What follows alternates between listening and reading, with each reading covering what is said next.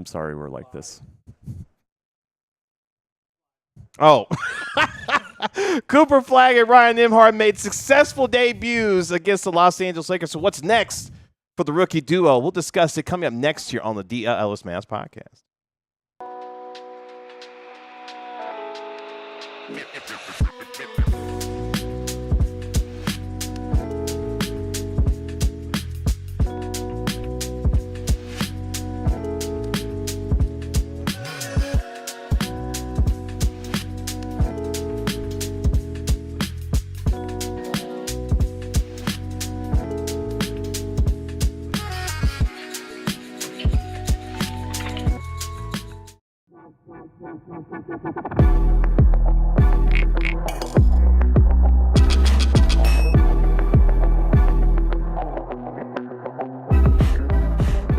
Hey, what's up, DLLS Mavs Nation? It's your man, Kevin Gray, alongside Mavericks beat writer Tim Cato, Mavericks analyst Bobby Curlin, and special guest, Mavericks beat writer from the Dallas Morning News, Mike Curtis. We are DLLS Mavs, your favorite guys covering your favorite team, especially when they beat the Lakers on opening night of NBA Summer League. We are live from Superbook Westgate in Las Vegas, Nevada. Of course, your home for legendary Vegas Fun, the world's largest race and sports book in Las Vegas. Recently voted the best sports book in Las Vegas itself. A must-see destination, of course, here in Vegas with over 4,200 square feet of digital space. Visit westgateresorts.com, the must-see destination for every single sports fan. We appreciate you joining us here on DLLS Sports on this Friday afternoon. Ryan Nembhard, Cooper Flagg making successful debuts last night. What can we look for them tomorrow when they take on the San Antonio Spurs? Got a lot of fun stuff happening today. A little bit later on in our show, we'll have our guy Mark Stein, of course, our National NBA Insider, and we'll be joined also by Kirk Henderson of Mavs Moneyball. So a big show planned for us today. But let's welcome in our special guest, Mike Curtis of the Dallas Morning News. Mike, what's going on? Thanks for having me, guys. I feel like this is the crossover episode, something like Simpsons, Family Guy. It's pretty cool to be here. We've had a lot of those crossover episodes as the days have gone on with us here at DLS Sports. Yesterday we had Tim McMahon of ESPN on, so we're crossing universes all the time. We'll have Kirk on, who's been on the show before as well. So we try to mix the Mavs universes all the time. Nick Angstad has also been on the show as well. So we're just one big happy Mavs family here. Mike, do you feel like your bad luck that you brought to the franchise has officially reversed? Damn. What? Wow. Famously, you got a lot of explaining to do, man. You when do. Mike started on the beat, it was what, December 2 seasons ago? No, April 2024, right before the playoff run. Okay, but that was good, though. So what happened? But they did lose their first 3 games when I started until the Exum heave against Houston. Yeah, but luckily, That's like right. once you left, the Pistons the Pistons have just been bad ever since you left, right? Like they're still a bad team. They actually got better. They got better as soon as I left. Okay. There's a correlation there. All right. Somebody called it or dubbed it the Curtis curse. Jeez. Oh, wow. I can't remember who it was. You got a whole curse assigned to your name now? Yeah. Just keep Ryan Nembhard away from all that, all right? We'll we get don't- to We Ryan. don't need any of that evil cast upon him. Well, we'll get to Ryan Nembhard a little bit later on in the show because he'll be one of our special guests as the day goes on. But let's talk about it, gentlemen. The Mavericks get an 87-85 win last night over the Los Angeles Lakers. Bronny missed what would have been a game-winning three-pointer. Cooper Flagg, yes, went 5 of 21, but had the big block and the go-ahead pass to Ryan Nembhard, who knocked down the go-ahead 3 to deliver the win. We'll start with our special guest here, Mike Curtis. What were your impressions of Cooper Flagg and Ryan Nembhard last night as they made their debuts for the Mavericks? Yeah, so it was really interesting. That was my first time seeing Cooper play live. You hear about just how versatile he is. He can pretty much do anything on the court. He can score, rebound, defend. And I think we got a chance to see a glimpse of that last night. It's interesting. From the moment the ball was tipped, the Lakers made it their mission to go double team Cooper Flagg. It's almost as if they knew he was getting the ball. They knew the Mavericks' first play. Well, they talked about it all summer. So the scouting report was watching the introductory presser. Yeah, they knew that Jason Kidd wanted to put the ball in Cooper's hands, and we saw a lot of that. I think there are definitely things to be optimistic about. Obviously, he said he hadn't been that aggressive in a while. He put up 21 shots, only made 5 of them, missed all 5 of his 3-pointers. But the defense was there, like you mentioned, that block. He was able to get over switches. He was able to play make. I remember he made one. I think it was during that sequence where he got the dunk. He made the fall away mid range, and on the next play, he made a really good pass. But Cisse wasn't able. Musa Cisse wasn't able to finish. But I think we saw all of his pretty much characteristics. Anything he can do on the basketball court, we saw that in play yesterday. And then he was complimented by Nembhard. Nembhard, pretty much when Cooper wasn't, I want to say, being aggressive, we saw what Nembhard was able to do offensively. We know he's a guy who averaged 9.8 assists last year, but we was able to see him get to his spots and pretty much make his mid range. So I thought they complemented each other well. You mentioned the thing with Cooper that stood out to me most in his presser, when he talked after the game, and I brought it up last night. But the specific quote is, two different answers. But Cooper Flagg said, "The summer league coaches have been telling me they want me to experiment, to try new things. I'm just trying to be aggressive. That's new for me." Mm-hmm. And then in a different answer later on, he said, "I probably haven't taken that many shots before. That's something new." I went and looked it up. He had 21 shots last night. The most shots he ever took in a game at Duke was 22. He played 38 minutes in that game.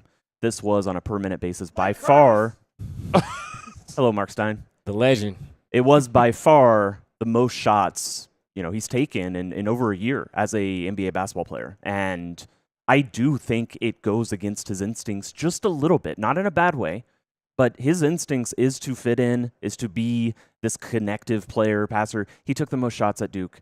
He led them in scoring. There's no doubt he was the first option.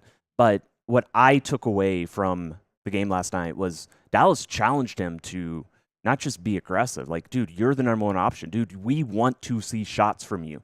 Multiple shots. We want to see 20-plus shots. I don't know if they put a number on it. That's not really how you coach. You go into a game and you coach it. You don't tell them, take this many shots on the dot. It's all about flow. It's all about fluidity. But it did really stand out to me that, like even him saying after the game, was remarking at the number of shots he took. This is the place to try that out. This is a perfect learning opportunity. This is a, incubation lab. This is what Summer League is supposed to be for. I do think it's, when he plays, tomorrow, he takes 21 shots again. I do expect him to make more than 5, but it stood out to me that, as Dallas made it a mission this summer, going back to the introductory press conference, they want to make Cooper uncomfortable. They didn't make him uncomfortable by putting the ball in his hands and having it dribble up the floor. He did that at Duke. They made him uncomfortable by telling him to shoot as much as possible. And based off his comments after the game, it seems like it worked. Yeah, and there was a lot of fans in our chat last night, or just on the Bird or whatever, saying like it looked like he was forcing stuff, and I didn't like some of the shots he'd taken. Like, yeah, that is the point. That's the point. In a regular season game and in a playoff game and all that stuff, Tim, you're just crunching my cord. Some under the table action going on. Mark that. Thank you. What happens here stays here, pals. It's just us hanging out here at the Westgate Sportsbook. It was literally said over the internet, so it didn't literally stay here at all. That's true. Yeah. It's everywhere now. But that is the whole point. Ordinarily you want to take what the game gives you and play under control and do all that stuff. No, none of that. Go force it. It's like the opposite of the Paul Rudd scene in Forgetting Sarah Marshall. Like, just just do everything. Just go make a mess. Go be reckless. Go destroy stuff. See what happens. It's probably going to be too much, but maybe it won't. Maybe it'll be really cool. And there were a couple things he did that was really cool. There was a couple things he did that, airballing an 18-footer, and he bricked a couple shots late in the game that could have, put the Mavs in a position to win it a little earlier than they did. But that's fine. That's the whole point. That's the whole point of doing this. Yeah, I wasn't necessarily concerned with the amount of shots that he took. As we've talked about here, this is Summer League. This is an opportunity for him to be aggressive, to be able to be in different positions, to make different things happen in every area of the floor. What his role will be this upcoming year, he won't be asked to take 21 shots in a game, obviously with the roster that's around him. So, maybe. If we're asking Cooper Flagg to take 21 shots a game, we might have a little bit of a problem. Yes, in my humble he will not opinion. average 21 shots. Yeah. Yes. Like, I think 8 to 10 shots, 8 to 12 shots a game for him, given what this team is around him. I think is reasonable. Oh, he's given- getting more than that. I was just saying, I think he'll get more than that, but I think that could be the expectation to build the foundation off of. And you can maybe extend that to 12 to 15 shots. But what I enjoyed most about him was him being in the open floor, like getting out in space, getting downhill. Obviously, the defensive prowess that we're going to see from Cooper Flagg, that's the part that I enjoy most. Shots will begin to fall for him. Shot selection will be better for him as he continues to get, more acclimated to the NBA game. But the exciting parts are my man is a locomotive on the fast break. He's going to be tremendous defensively, and he's going to make the kinds of winning plays that you saw, especially to help them win the game last night with the pass that he had, to Nembhard out on the break there. Yeah, and it seems like he embraces the moment. Everyone knew that this game was about Cooper Flagg, Bronny James. And there was a moment there in the second quarter where I think it was 3 consecutive possessions, Cooper and Bronny. Bronny accepted the challenge of guarding Cooper in the post. There was on the second possession, Bronny poked the ball away. It looked like it was clean, but there was a foul call. Savannah was not happy about it. That was a bad call. That was a bad call. And his face after that, his reaction to that was priceless. Like it was probably Bronny's, and it was probably memeable. But on the third possession, they went right back at him, and Cooper rose over him, made the shot, and had a little funny interaction with his new teammates, Kyrie Irving, Najee Marshall, PJ, Brandon Williams, Jaden Hardy.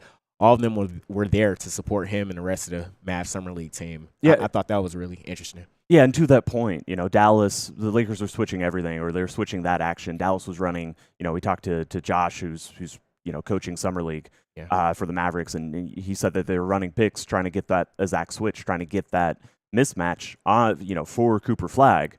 And Cooper Flagg, Cooper was asked about it after the game as well. And yes, media members are going to ask it from, the narrative, because a lot of what we cover in this sport is how people understand the game, how they address the game, how they process the game. And a lot of how you process the game is through narratives. So he had a question kind of asked about, it was exciting. You and Cooper, Cooper, you were up against Bronny. A lot of people were there to see you. And Cooper's response was, teams are going to put a smaller guard on me. I'm going to try to take advantage of a mismatch and a size advantage. It wasn't anything more than that. It's a great PR answer. But also what it speaks to me is just, this point I'm making, that Dallas was trying to get Cooper in the post against guards, and then when he got in those situations, they were telling him, go score, go take the shot, go do something, go make something happen. And that's what those possessions were to me. It was Cooper recognizing that the smart basketball play, we laud how good he is at making smart basketball plays all the time in all areas of the court. The smart basketball play in that moment, in that situation, when you're being guarded by a 6'2 guard, it's to go shoot over him. It's to go make a play. And so as much as Cooper is going to be somebody who blends in and makes winning plays all over the court, shooting the ball is absolutely something, another part of him being a winning basketball player. And to be clear, he was that at Duke. It's not like he was, I'm not trying to make it out that he was shot shy, as a Duke player. Certainly not. He's the number 1 overall pick for a reason. But yeah, absolutely, this is the way that Dallas has challenged him, tried to push him and make him, uncomfortable in a few ways. And for a guy who's always acclimated, always challenged himself at higher levels of competition, it can be difficult to make Cooper Flagg feel uncomfortable. This is the guy who slid into Team USA on the select team, and everybody raved about him. But they managed to do it a little bit like that. He was certainly aware of how many shots he was taking. I think that's awesome. I think it's the right approach for Cooper Flagg and for the Mavericks in Vegas. And you're right, Sarah. That smirk that Cooper Flagg gave to the Mavericks bench as he was running away after he hit the jumper over Bronny James was pretty cool. He's like, you can't guard me, my guy. Like, you cannot guard me. He's got a bit of butthead energy, and I respect that. I mean, if we're going to come in, if Cooper Flagg's going to come in and have that kind of energy, say less. I like it. I'm into it. Yeah, he's never going to be short on confidence. I think a lot of that also comes from the idea not only leading Duke to the Final Four, but what he did against Team USA, holding his own, more than holding his own against the likes of Anthony Davis, Drew Holiday, and more. My man will not be short on bravado and confidence when he comes to the league, and we'll see some more of that tomorrow when they take on the San Antonio Spurs. Carter Bryant is going to make it tough on him, dude. Yeah. That highlight video of him playing defense from that first game, oh, my God. Yeah, it's going to be a lot of fun.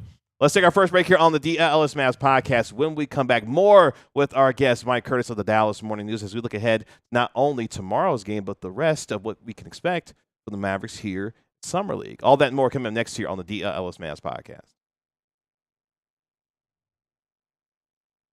So it's very hot outside. It's very sunny outside. If you're stepping foot outside of the Westgate, you better need some eye protection. That sun is blinding. And look, we're in a casino. We're running around. You're picking things up. You're putting chips down. You're laying down bets. You're having a great time. And those sunglasses are going to slip out of your pocket. You're going to misplace them. You're going to leave them at the counter. You're going to leave them at the table. We've all been there before. But at Shady Rays, not only they're going to protect your eyes whenever you're wearing them, but they're also going to protect your purchases. These sunglasses are made for real life. Sometimes in real life, you mess up. If you lose them or break them, even on day one, Shady Rays will send you a brand new pair.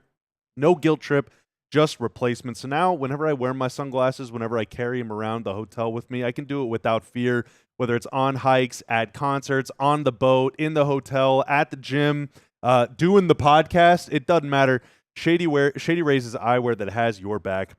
We've teamed up with Shady Rays to bring you an exclusive offer. Head to shadyrays.com. Use code DLLS35 for 35% off polarized sunglasses. Try for yourself the shades rated 5 stars by over 300,000 people.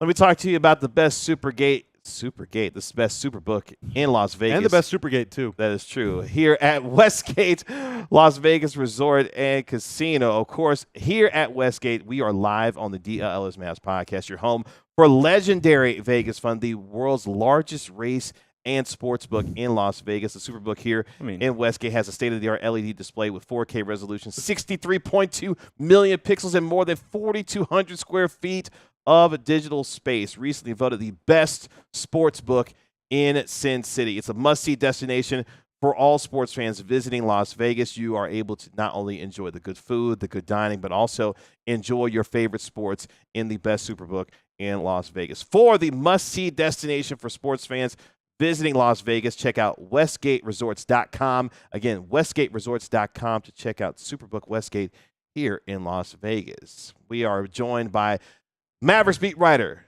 Mike Curtis of the Dallas Morning News here on the DLLS Mavs podcast after the Mavericks had a successful win last night over the Los Angeles Lakers. They will be back on the floor tomorrow against the San Antonio Spurs. Tip-off at 1 p.m. Pacific time, 3 p.m. back home for the boys and girls in Dallas. So make sure you mark your calendars for the early tip-off tomorrow.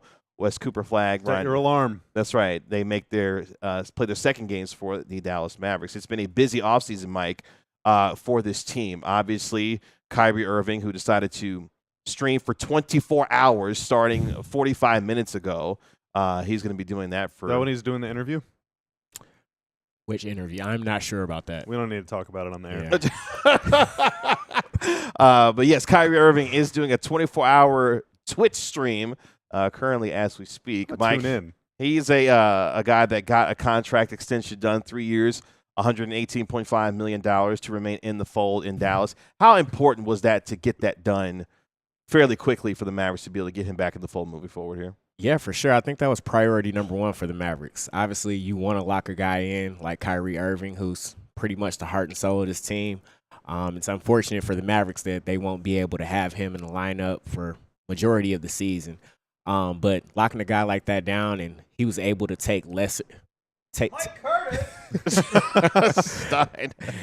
keeps doing that. He does. Yeah, but locking a guy like Kyrie in, and he was able to take less money on the first year of that salary for them to go get a guy like D'Angelo Russell to provide that backcourt depth, so he can kind of be a stopgap while he is on the mend. We're not sure when Kyrie will be back in the lineup, but it's definitely important to have him at the forefront of this franchise for the next 3 years. Where are you on D'Angelo Russell as a player at this stage in his career? It's a good question. I think he's a good vet. He's obviously coming off a down shooting year, but I think he gives the Mavericks that offensive scoring punch that they need. We know this team is moving in the direction that they want to predicate everything on defense. We know he's not known for his defense, so once you put him out there, you're going to rely on him to score. You don't need him to score 20, 30 points. You might need that on some nights, but if he's able to contribute as much as he can offensively, then that'll put the Mavericks will be better off. All right. Looks like I agree. Opinions vary. I was ready. I was seeing what I've just become like the anti-D'Lo guy. I think he's fine. Yeah, I think he's good value. I think think he's he makes fine. sense. Yeah, he's good value. Yeah, Good value. yeah. Clearly, he's going to have a chip on his shoulder, as we saw in his YouTube I just video. think He that seems excited to He come seems here. excited to be here. Their yes. starting point guard is on the summer league team right now. Oh, Ryan Nembhard. That's right. Yes. That's right. The Yes. Ryan Nembhard agenda continues for Bobby Damn Crow. right. Also, a lot of changes on this coaching staff as well. We obviously saw the departures of Sean Sweeney, as well. Jared Dudley becoming the #1 assistant. We saw God Shamgod at the gym right after Mavs practice God this in the morning. gym after Yeah. practice. Still today. wearing blue, just Orlando blue. Again, it was another jump scare. Like I saw Sean Sweeney last night in his Spurs regalia. It was another jump scare seeing God Shamgod his magic, hoodie and pullover. It was, Also, quick practice report. Mavericks, you've seen how many vets are here in Vegas. Sure looked like a lot of them were taking the floor for a little. Is it a practice scrimmage? They're just doing runs, But Jason Kidd and Frank Vogel and a lot of the coaching staff that was in the gym when the media was let in for Summer League, for the end of Summer League practice, they were still hanging out in that gym as the Mavericks filed in. And in addition to a lot of the players you saw last night, Dwight Powell was there, Max Prosper was there, Kessler Edwards was there. Is that everybody? Najee was not there. Najee wasn't there. That we saw, but maybe showing up late. Maybe came through a secret exit. But yeah, it seemed like they were doing some sort of I think it's also worth noting that we did not see Cooper Flagg leave with the rest of the Yes. summer league team. yes, he was still in there. It's a possibility that he was That's right. scrimmaging with the main team. According to the CBA, by the book, it's just a coincidence that they were all in the same gym at the same time. I'm sure that they're all going their separate ways. which is why I was trying to convince Mike to just go back in there. It's not an official practice. Yeah. There's no It's just media guys being rules. dudes. Yeah, you should have popped back in and been like, "Hey guys, can I join? Is this a pickup run?" Yeah. Do you need a I- 10th guy? I don't think they wanted to see me play basketball. No. Mm. Not I'm a even bit- as like a sub. Like I'm a like better writer. than I eighth am man, Hooper. ninth man. Yeah, got but it. what if they're down? Like, what if they're shorter man? I mean, they did play games with 8 last year. That is true. Like they were close to needing one of us. The almost a forfeiting games last year is one of the most bizarre, hilarious storylines of this past season. That the fact that we were literally having conversations about whether or not the Mavericks have to forfeit games because they didn't have enough bodies available to potentially play NBA games. So what's it like? So I remember I was you're right. You came on the finals run, and the funniest thing is like you're expecting to come and be able to like kind of pick out a place to live and everything, and then basically you're just on the road for like 3 more months. Yeah. It's Christian Clark who was the bad omen. Yeah. Yes. Yes. When I joined the morning news 30 years ago. Stein wants to be on this show. He has FOMO So so bad. bad. Like So Mark, you bad. can Come on take my over. mic if you want it. However, it is interesting to me that you I showed see. up to a team weeks before they made a finals run. Yeah. And you have seen probably the busiest news cycle, 18-month news cycle, not even quite 18 months. Like, are you doing okay? Have you had a finally chance to settled breathe? in? Have you slept more than 3 hours in the past year? I'm settled in, but it has Okay. been a insane last 2 seasons covering the NBA. I went from, those who don't know, I used to cover the Detroit Pistons. They went on a 28-game losing streak, tied an NBA record. And obviously I left at the end of that season. The Mavericks were a 5th seed, and I don't think a lot of people expected them to go on a run to the NBA Finals. Starting off on the road pretty much every series, and they were able to make it to almost to the mountaintop. That was insane. And then you go out and get a guy like Klay Thompson, who most people thought was going to be the missing piece to get them back to the finals or maybe even get over the hump. And then all of a sudden, February 1st comes, and they trade their franchise player in Luka Doncic, in the most shocking trade in NBA history. And then they wind up with the #1 pick, not to mention the injuries they had along the way. So it's been a wild last 2 seasons, but I'm doing good. I think I'm used to covering chaos at this point. Yeah. And it's not chaotic now, but I think I'm used to it. Oh, like Yeah. 2 weeks ago everyone was a little angsty. Yeah. So now, as we spin it forward, obviously here at NBA Summer League, watching Cooper Flagg, watching Ryan Nembhard, and these young guys get their feet wet in the NBA. We'll have a little bit of a break, if you will, when it comes to the NBA schedule coming up in August. But once the calendar turns to September, we start getting back into real NBA mode once again. Yeah. What is your outlook on this team as currently constructed with the changes on the coaching staff, with the roster the way that it currently is right now? what is your outlook on this team going into next year? Yeah, you mentioned the coaching staff. I really like the additions they made. When you lose a guy like Sean Sweeney, who was getting looked at for head coaching jobs, Jared Dudley as well. God Shamgod was a really big guy, a really important piece in terms of like culture. We all know he's close to Kyrie Irving. You replace him with Phil Handy, who also has a relationship with Kyrie Irving and Anthony Davis. You're able to get Frank Vogel. He spent a lot of time around this team last year just in a consulting role, but now he's going to be around full time. So you bring his expertise. He's won an NBA championship. You get a guy like Mike Penberthy, who has a previous relationship with Anthony Davis. So there's a lot of continuity coming to and value coming. Jay Triano as well, coming to the Dallas Mavericks from a coaching perspective. And then it's going to be interesting once everyone gets on the floor, because you got a team right now who is predicated on length, predicated on defense. Obviously, we know Anthony Davis is going to be the focal point. I'm interested in seeing how he looks when he comes back. We know he had with both eyes intact. With both eyes intact, he had a procedure to repair detached retina. So I'm interested in learning more about that first and foremost, but then seeing how he performs going forward. Because what would please don't share any pictures of it. It's what would your if it was up to you, not asking reported prediction or like what it's actually going to be, how would you line this team up? What's the starting five? Oh, that's a good question. Yeah. Okay, starting with D-Lo at the 1, Clay at the 2. I think you need that shooting. If you take Clay out of the starting lineup, then I don't know where your shooting's going to come from, at least from a consistent standpoint. Yeah, the gravity. Yeah. This is where it gets dicey, and me and Kevin were talking about this yesterday. You have a trio of forwards in Cooper Flagg, P.J. Washington, Anthony Davis, and then you're going to throw Derek Lively in there at center. Someone's got to come off the bench. So right now, today, I'm going to throw Flagg in there. Okay. I'm going to bring P.J. off the bench. I'm going to have AD play the 4. I have a feeling that predicted lineup would change at some point during the season, depending on how things work out. And Lively at your starting 5? Yeah, Lively at the starting 5. Okay. Whew, it's a loaded front court. This team is going to have arguably the best front court in the NBA. No matter what combination of guys you put together, they've got one of the best, if not the best, front court in the league. Jason Kidd's job managing all of this is going to be one of the more fascinating storylines of this entire season, I believe, around the league, having to figure out what that looks like with Cooper Flagg, P.J. Washington, Anthony Davis, Daniel Gafford, Derek Lively, and the combinations of lineups that he's going to have to put out there, because depending on matchups, we could see any number of different lineup combinations with these guys, whether it be starting roles or coming off the bench this upcoming season. Yeah. Tough. And then you mentioned even the bench. You got guys like Najee Marshall, who played a significant role last season, handled the ball a lot. I think he was their starting point guard for the final 2 play-in games. You mentioned Max Christie. If he's able to gain that confidence back that he showed throughout his first 7 games with the Mavericks, he'll be a really good piece. Got guys like Jaden Hardy, who we're not sure what role he's going to have, especially early on. But Brandon Williams is still there. You got Caleb Martin.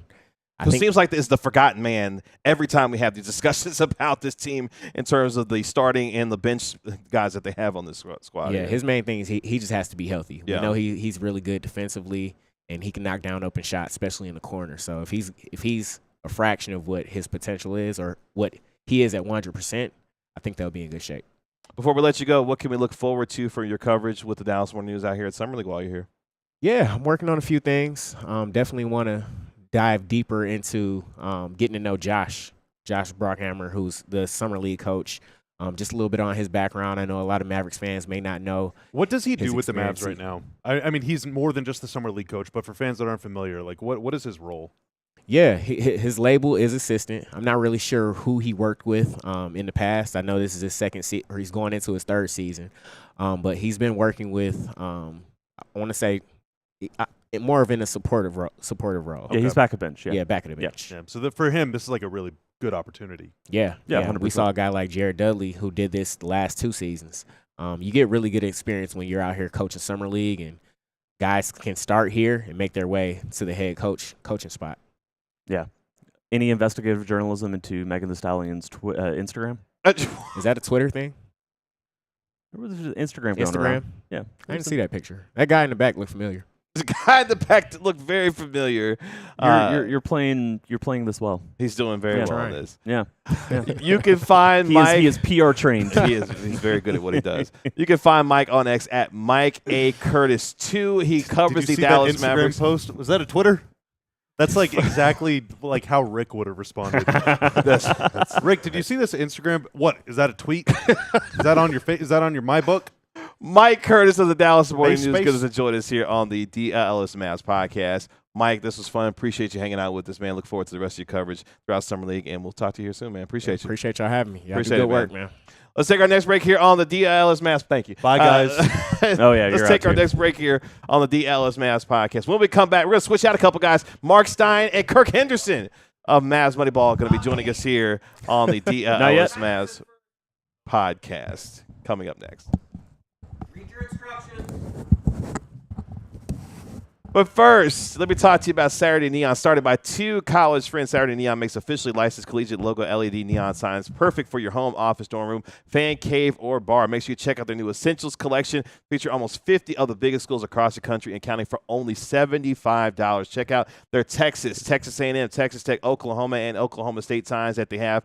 Unlike traditional neon signs, these LED signs won't break or shatter, but still give you that classic uniform glow and look that you know and love, lasting up to 100,000 hours, so you'll be enjoying your sign for years to come. They're super easy to install. All you need is some 3M command strips. Put those bad boys up on the wall, and you'll be able to hang up your Saturday Neon sign for years to come. They're the perfect gift for the favorite sports fan in your life. So make sure you head over to SaturdayNeon.com and use code DLLS for 10% off your favorite sign. Again, that's code DLLS for 10% off your favorite sign today. Just like your favorite team needs a home court advantage, your home needs a home floor advantage, and Nembhard Today can help you get it. Nembhard Today has flooring experts, dedicated flooring professionals who focus on flooring every single day of their lives. They're calling them the Ryan Nembhard of flooring. That's how high-level, expert these folks are. So you gotta trust them. You gotta go to them. We've all been to the big box stores, and you're not going to get a Ryan Nembhard of flooring there. You're going to get just a pickup guy. You're going to get like a YMCA type hooper. We don't want that. So Nembhard Today is your best bet for a new floor because they live and breathe flooring. They're going to be with you every step of the way. Schedule a free in-home estimate today because some things are just better at home. DLLS listeners can receive a $350 discount when using promo code DLLS. Yes, you heard that right, a $350 discount with code DLLS. Restrictions apply. Visit NembhardToday/DLLS for full details. Live here at Superbook Westgate inside Las Vegas, Nevada. Of course, we are the DLLS Mavs podcast. Come check out WestgateResorts.com for the largest, best Superbook in Las Vegas. With Superbook Westgate, thank you to them, the official hotel of the DLLS Mavs podcast. We are now joined live here on set by the managing editor of Mavs Moneyball. He is Kirk Henderson. Kirk, Hello, what's Kirk. going on? Apparently it's Friday. It is Friday. Oh, yeah, that hit me yesterday. I was like, what day is it One of again? the real problems with this town is every day is the same, and that can be both good and really weird. Especially if you're sitting inside the casino where there's no clocks and windows. That's you can, right. You can figure that out for sure. Yeah. How's your time been in Vegas so far? Look, I love this place. It's so weird. What year is this for you? How many summer leagues is this for you now? I think 13. 13. Oh. When did you start coming? You must Yeah. have started coming before me. No, you and I might have came the same year. I came, We were my out first year was there, 14. Then maybe it's that long, but it was like the. Well, so I missed 15. I had a college summer internship. I did come in 13 because we all Okay. back in the day we all used to get Airbnbs. Yeah. A bunch of 20-something bloggers.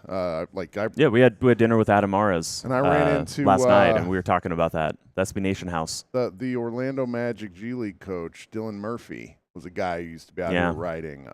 Who's our guy up in Boston that used to write with us at SB Nation? Shoot. I know who you're talking of, but Sebastian Pruitt is another person who That's right. was an those SB guys. Nation blogger who got into the biz. Right. It's just such an interesting place to come out to because number one, And our guy Mavs draft. yeah, Yeah. and Yeah. and It's a route that exists. it's I explain this to people that come out here. It's spring training for basketball, but everybody's all in one place. And, the main thing you want to do when you're watching these games is you're not watching for wins and losses. You're watching for translatable skills. What can guys bring to the table? Or in some instances, what can they not bring to the table? Shout out to the Dwight Powell three-point experiment of, I think it was like 2014, where he just shot like 9 threes a game during Summer League. We had a great time. I vaguely remember that, yeah.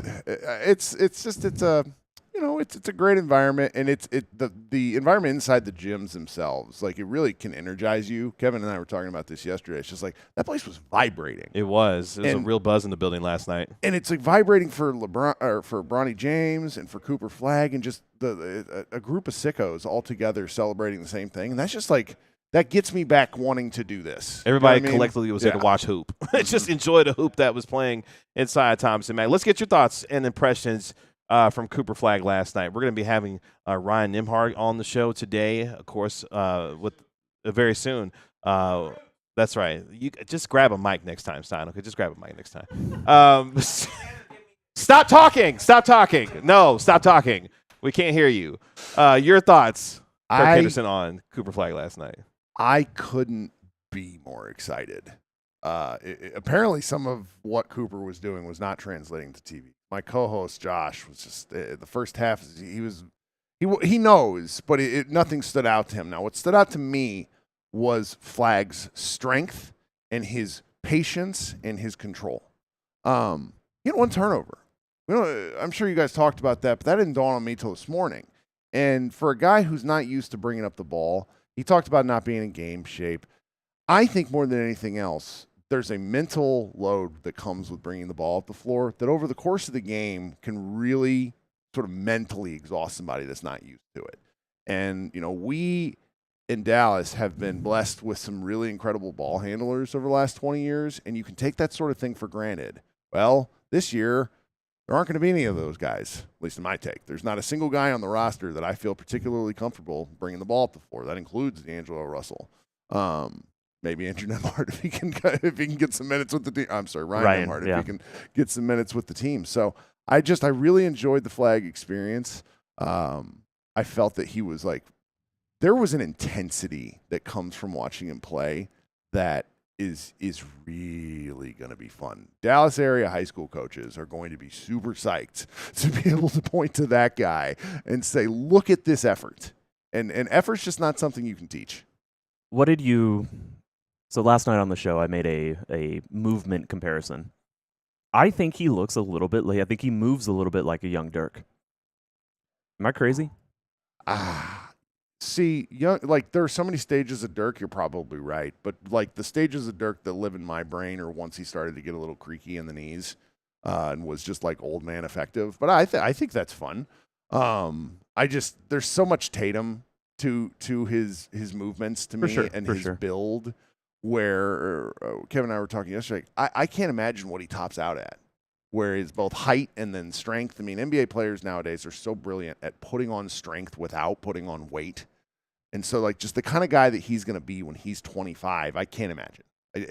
And that, circling back to that, this will be the 3rd time since I've been watching the Mavericks where you get the guy of this, oh my goodness, what could he be?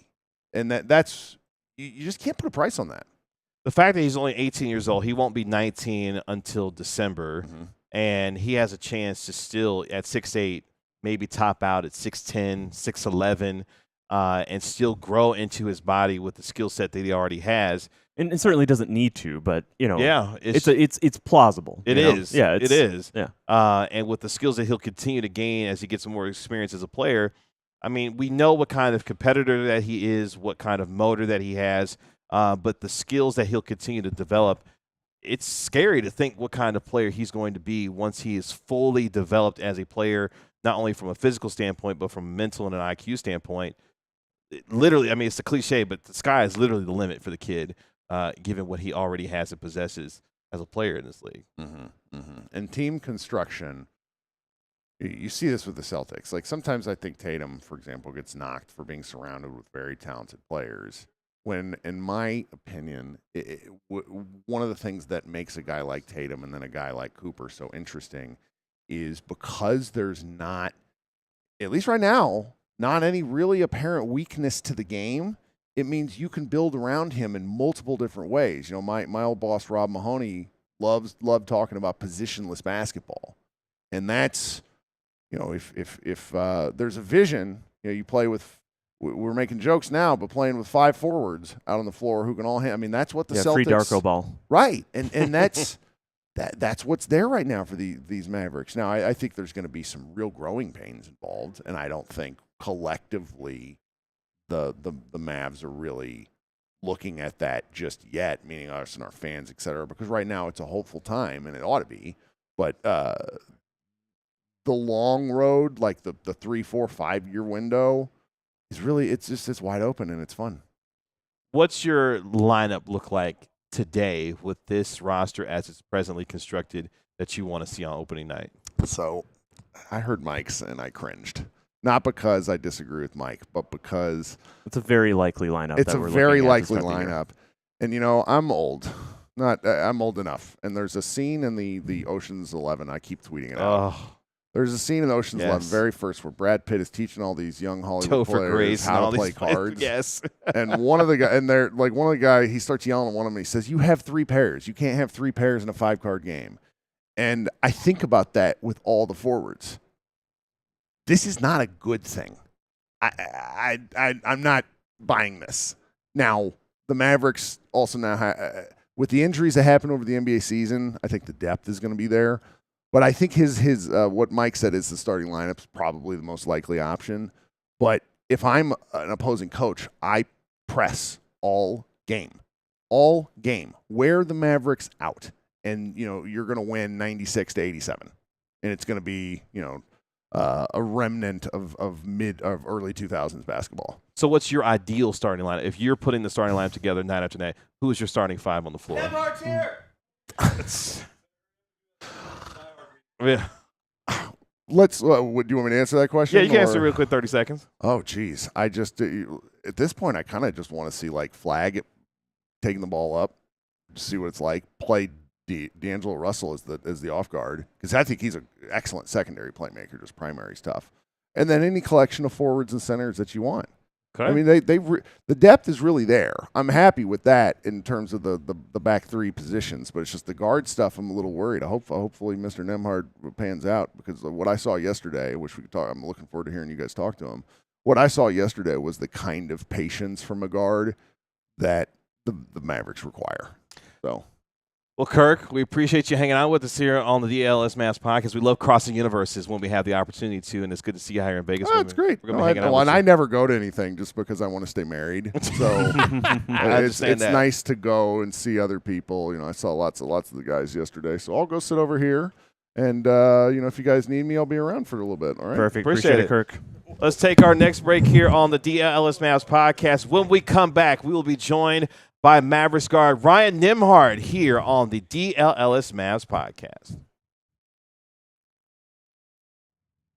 But first, I want you to become a diehard here at DLLS Sports, and the quickest way that you can do that is go to alldlls.com. Click that diehard tab and become a diehard member. With it, you get access to our member-only Discord. You get 20% off our events. You get access to our premium content written by our guy Tim Cato covering the Dallas Mavericks, Sean Shapiro and Sam Nessler covering the Dallas Stars, Jeff Wilson covering the Texas Rangers, of course, Clarence Hill Jr. covering your Dallas Cowboys. Plus, you get a T-shirt when you become a member of our DLLS Sports family. Also, we've got our DLLS road trip coming up November 15th through the 18th, where you can hang out with our DLLS Cowboys crew. They'll be coming here. We're warming up Sin City for our Cowboys crew. They'll be here November 15th through the 18th, culminating with a Monday Night Football tilt with the Las Vegas Raiders on Monday Night Football on November the 17th. So make sure that you sign up, you hang out with our DLLS Cowboys crew. It's an inclusive trip that allows you to have VIP parties, hanging out with our guys from the DLLS Cowboys show as well. Plus, you got to get your merch when you're there as well. Shop.allcitynetwork.com. Go get your flag capture shirt celebrating the #1 overall pick, Cooper Flagg, being drafted to the Dallas Mavericks. And we've got a ton of merch, including this shirt that I'm wearing right now, our Skyline DLLS shirt that you see me wearing here. We've got fabulous merchandise covering all of the sports teams that we have, including when it comes to your Dallas Cowboys, Texas Rangers, Dallas Stars, and your Dallas Mavericks. So, again, shop all allcitynetwork.com. But most importantly, make sure you become a diehard member going to alldlls.com, clicking that diehard tab, and becoming a diehard member here with us at DLLS Sports. Appreciate all of you hanging out with us here as we are live at Superbook Westgate in Las Vegas, the #1 Superbook in Sin City. Of course, visit westgateresorts.com, and you can check out the best Superbook in Las Vegas. Of course, the official hotel of the DLLS Mavs podcast, the Westgate Las Vegas Resort and Casino. We are joined right now, live on set here in Westgate. Ryan Nembhard, Mavericks guard, joining us here on the DLLS Mavs podcast. Ryan, good to see you. Thank you so much for taking the time with us. How are you? I'm good, man. I'm good. Thank you guys for having me. I appreciate it. Well, thank you for taking the time to join us here on the show today, coming off your debut last night, along with your team getting an 87-85 win over the Los Angeles Lakers. I'll just start off with this. Obviously, coming into this team, having the opportunity to join this Mavericks organization, what has been the last couple of weeks been for you coming off of the draft, being signed by this team, and now having a chance to have gotten on the floor? What's the last few weeks have been like for you? Yeah, it's been real exciting. Exciting times. Getting to play for an organization with so much history, and just getting here, meeting all the guys, meeting all the coaches, and starting to practice with the guys. So it's been fun, and looking forward to these next couple games. Yeah, dude. When you were an undrafted free agent, there are people who say that it's almost a better situation to be in, and you can kind of look around the league and you can say, I fit here, I don't fit here. How much was that the situation? How much did you kind of pencil in, focus in on Dallas being a preferred spot, and why? Yeah, absolutely. Later in the draft, it's usually a lot of two ways. So at that point, me and my agents just felt like it was best to go to the team that wanted me the most, and the team where we felt like I could actually have an opportunity. So for sure, Dallas was a spot for that. They showed their interest in me, and as well, they got the personnel for it. They got a lot of guys that have been in the game for a long time, understand the game, as well as just guys that I want to play with. So I think there's a perfect fit. Yeah, and guys you want to be coached by, I'm sure, too. Absolutely. I mean, it's Jake Kidd over there. Absolutely.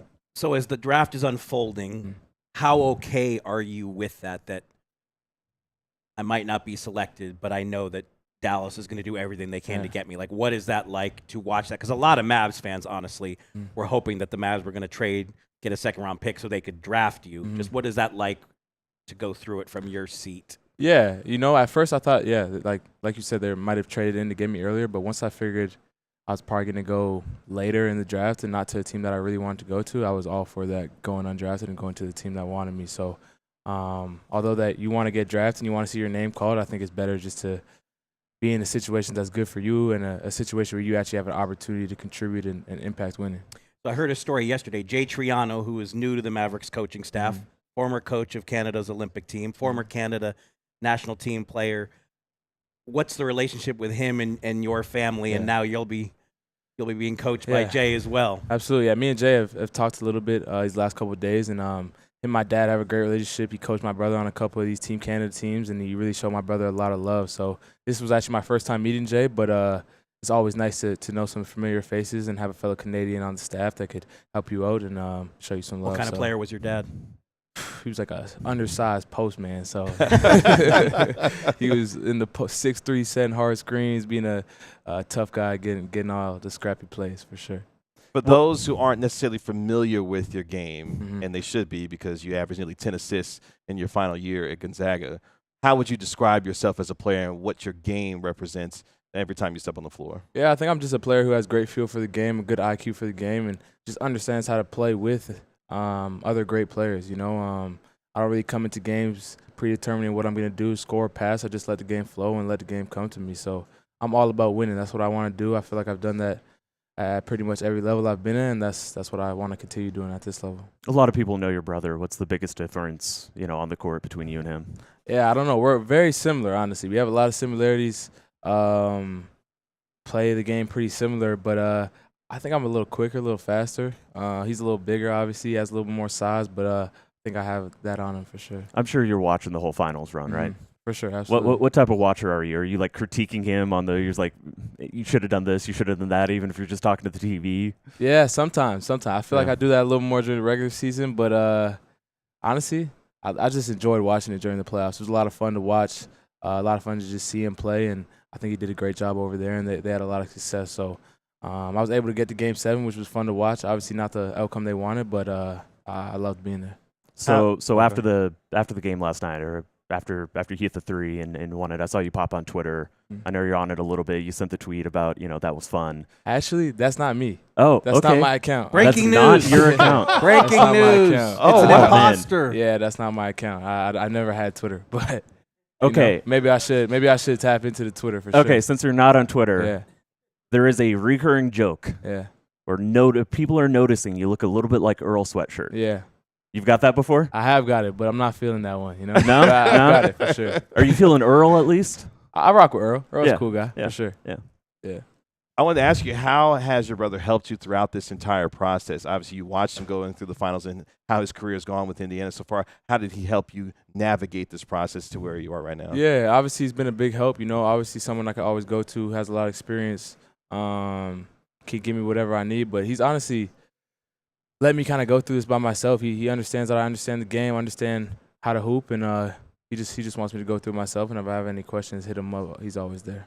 You said you went to Game 7. How did you did. like it flipped around where he's got to sit there and watch you last night? I liked it. I enjoyed it. It's been a minute since he watched the game, so it was fun to be able to go out there and hoop in front of him and my pops. From a player perspective, obviously you've played at the highest level of college you can, but last night had to be different on some levels. Some people would say, okay, it doesn't count, but it is your intro Absolutely. to the world as an NBA player. So just what was that like compared to the biggest college game you ever played in? Yeah, it's different, honestly. That especially the crowd. We had the biggest crowd, kind of the main event, obviously with Coop and Bronny. Those two guys drawing a crowd, so it was different. It was fun. Obviously a little bit of jitters at first, but it's a feeling you can't really describe. It's something you dream about when you're a kid, and it was a lot of fun. So I can't wait to continue hooping out here. What has Coop been like based off your expectations? Coop's been great, man. Yeah. Coop's been great. He's a super hard worker. He comes in every day looking to work. Super unselfish guy. Wants to make the right play at all times, and he's been great in these couple days before we got out here. He was great yesterday, and I think he's going to continue to be great. So I think the sky's the limit for him. He's super young, and I think he's going to do great things in this league. I think you're spot on. I think one of his best qualities is he's so unselfish, and that's why I thought it was interesting. After the game, he's like, I don't know if I've ever taken this many shots before. Absolutely. It does seem like, the coaching staff and everybody is challenging him. Like, dude, you're the best player on the team. Go get your shots up. Go find your spaces and your moments. Yeah, absolutely. It's his time to expand on his game, and they're putting him in some situations where he might not be as comfortable in, but the more reps he gets, the better he's going to be. And I think he's such a cerebral and smart guy and understands the game at a high level that he's going to learn every single day and get better and better, as well as just on the defensive end. I think he's going to be a problem in this league. He guards 1 through 5, and he's so versatile in that area. What's the spots that you're uncomfortable in, that you're trying to get that experience and learn from? I'm trying to continue to be more aggressive as a scorer, Coaches are on me, just understanding that my scoring, being able to score opens up my passing even more. So just being aggressive, getting to my spots, and I feel like I'm comfortable. I felt pretty comfortable last night, and there's a lot of space out there compared to college for sure. At 22 years old, coming in, you spent 4 years in college, first couple of years at Creighton. You go to one of the most successful programs over the last 15, 20 years at Gonzaga. What did playing under Mark Few, what did that experience help you prepare to come to the league with? And can you kind of dispel some of the rumor? We hear rumors about, being an older player coming out of college, maybe at some point you've been able to have that experience, but can you dispel some of that as far as like, hey, I'm a guy that despite playing 4 years of college, I'm ready for this particular portion of my career here? Yeah, I think playing for Coach Few was a great thing for me. It's a very pro environment over there. They treat you like pros. You got autonomy, a lot of autonomy to figure out your schedule and get your work done and be accountable for yourself. So I think that was great for me, and it really expanded my game. And I think, honestly, these older guards are getting to become really successful in the league nowadays. Guys that could come in right away and impact the team and in winning ways is huge. Obviously these young guys are good and they have a lot of potential, but I think these guys with experience that understand the game at a high level could always have a spot in this league. You obviously are here as a two-way, but you know the situation. Kyrie Irving, we don't even know when he's going to be able to play next season. What are they telling you about your role? Because I know Coach Kidd loves someone who can pass, who can handle, who can run a team. I think you're going to get an opportunity. What are they telling you about your opportunity for Yeah. playing next season? For sure. They haven't really told me much, honestly. And I'm not really too worried about that. You know, I'm just coming out here. They gave me an opportunity, and I want to make the most of this opportunity, put my best foot forward, and do all the little things that will allow me to eventually be on the roster and playing games this year with the Dallas Mavs. So they haven't told me much, and I'm not sure they will. But how hard is it to not ask and just say and just let the chips fall? Where Yeah, obviously you want to know, you want to kind of have a little bit of a guideline for what's going on, but at the same time, it's a business, and you just gotta put your head down and work and continue to work, and it'll come if you put the work in. Do you need any advice from us about Dallas? Places to Sure, eat, yeah, I neighborhoods? need some food spots for sure. Okay. Now, what's a cuisine? I like all cuisine, so you could give me anything. I'm with it. Cortado barbecue is Cortado definitely barbecue. good. Yeah, some good text I messages. gotta write these down or For something. sure. You guys gotta send me these. We'll send you. We'll- We'll send we'll you get our you- list. Yeah, we'll Yeah. make sure we get you a list. Good. Yeah, we can get you a list for sure. Cool. What did you want to accomplish here at NBA Summer League with this team in your role, and how do you want to get better while you're out here in this experience? Yeah, obviously, always want to come out and step on the court. You always want to win, so want to win first. But I want to show the organization things that I could do. Get under guys, make it tough on guys defensively, be able to hold my ground on some of these bigger guys, and just make it hard. Be pesky all game, as well as be able to run a team, get guys involved, and just show my all around ability as a player. So yeah. There were a lot of fans who were excited about having you on this team, and once the draft was over, they were like, "We got to get Ryan Nembhard. We got to get him on this team." So to have that kind of love and support already from fans wanting you to be on this team, what does that mean to you coming to this organization, given the expectations, but what's already on this squad that they wanted you to be here on this team? Yeah, no, it's a great feeling. You always want people to show love for you and have that love for you, and especially with a team like this in a city like this that has so many great players on the team, for them to be even showing me a little bit of love is special. So I'm happy to be a Mav, and I'm excited for the future. I mean, clearly they love you so much they made a fake Twitter account. Yeah. So we'll make sure to get the word out. Don't worry about that. Thanks.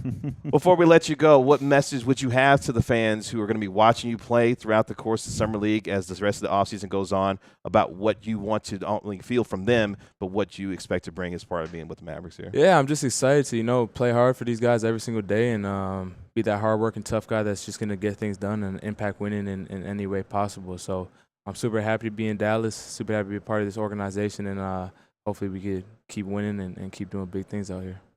Well, this was tremendous to have you live in studio with us here in NBA Summer League, obviously here at Westgate Superbook. We look forward to watching you here throughout the course of the next couple of weeks here at NBA Summer League.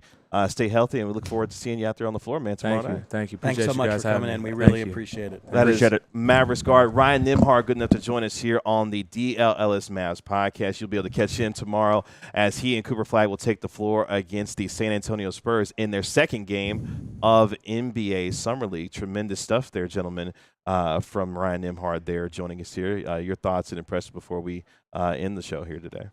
Man, I'm glad we got the Twitter thing figured out. Again. Apparently finding out that was not his actual Twitter God, account. that was awesome. That was Bobby, how you feel? You Actually, good? you switch with me because I gotta. I'll be Source right of back. call? We're live for 2 minutes. We're almost done. We got 2 minutes. Fine. I'll wait 2 minutes. Enough time to let you guys know when it comes to the NBA Summer League game between the Mavericks and the Lakers last night. Check this out. Last night's game featuring the Lakers and your Dallas Mavericks, the fourth most watched NBA Summer League game ever, according to ESPN. It averaged nearly 1 million viewers, peak audience at 1.12 million viewers last night. That number is low because there was a couple hundred people hanging out in here glued to the screen last night alongside me and Tanner. I wonder and what Mark. the top three are. It does not say. I'm going to guess Lonzo Ben Simmons, Wemby debut, and Maybe Zion maybe might be in maybe there. Zion, yeah. That was an earthquake. That was the earthquake game, right? Oh, I Which forgot. one was the earthquake game? I can't remember. I was there for the earthquake. Yeah, that was great though, man. He's just Very not a, he's not a confident. rookie. No, he does You know, not project like that at he's all. not a rookie. And you contained yourself well. I did. Yeah. I did. I thanked him for coming about 5 times. I was like, dude, thank you. Thank Gratitude is always the best way to go. Yeah. That's always the best way to go. you. Yeah. No, that was great. This is probably like one of the most old-fashioned things about me, Mark, and I think you'll really appreciate it. I don't really think like football fans are like, I need my quarterback to be a leader. Like, I don't really care about any of that stuff, but like, I want guards to be mature and I want guards to be put together and I want the point guard to be the whatever. Like, that dude seems like an NBA point guard. Personality-wise, Yeah. makeup. He's got a lot just of confidence. does. Yeah. Yeah. He just like knows what he's doing. A player that played 4 years of college basketball, had a tremendous year last year at Gonzaga, averaging nearly 10 assists per game, number 1 in the country, and a player that understands what kind of player he is and what he wants to be going forward. Shout out to the folks in the chat. Don Wambler saying we got to keep him around for sure, talking about Ryan Nembhard. So fans enjoying the conversation that we had with him. We appreciate all of you for hanging out with us here today on the DLLS Mavs podcast, a supersized edition. Thank you to Mike Curtis of the Dallas Morning News. Thank you to Kirk Henderson of Mavs Moneyball, and of course Ryan Nembhard of the Dallas Mavericks. And we really appreciate all of you hanging out with us here live at Westgate Superbook in Las Vegas. Is the show over? It's over, man. It's time to go. It's been an hour. It's time to go. We'll be back tomorrow, though, for our post-game show. Remember, the Mavericks tip off at 1 p.m. Pacific time, 3 p.m. Central Standard Time as they take on the San Antonio Spurs. Our post-game show will be around 4 o'clock tomorrow once the game is over with. So Follow Mike, follow Kirk. Don't follow Ryan Nembhard. yeah, apparently don't follow Ryan Nembhard because that's not necessarily his. Tanner, I need more shots. Follow Earl Sweatshirt. And we got Just some special don't guests. think it looks like we got Ryan. some special guests for tomorrow as well, so you want to stay tuned for that. Again, thank you to all of you for joining us here on the DLLS Mavs podcast live from Westgate Superbook. We'll talk to you tomorrow at 4 p.m. right here on DLL Sports. Y'all be good. Peace. We all silly like the mayor.